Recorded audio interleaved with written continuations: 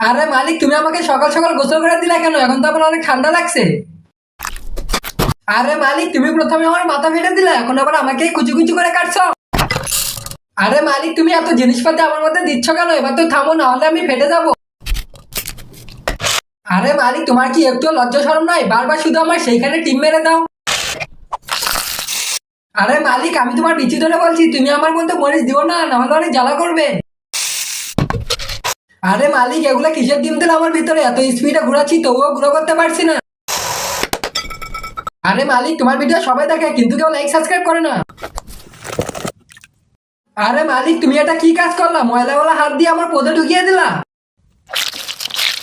আরে মালিক, তোমার কানের সমস্যা আছে তাই না? কখন থেকে তোমার ডাকছি, শুনছো না? দেখো আমার পেছন পুরে কেমন কালো কালো হয়েছে। আরে মালিক, তুমি কই গেলা? তাড়াতাড়ি আমাকে খেয়ে ফেলো, নাহলে কেউ নজর দেবে।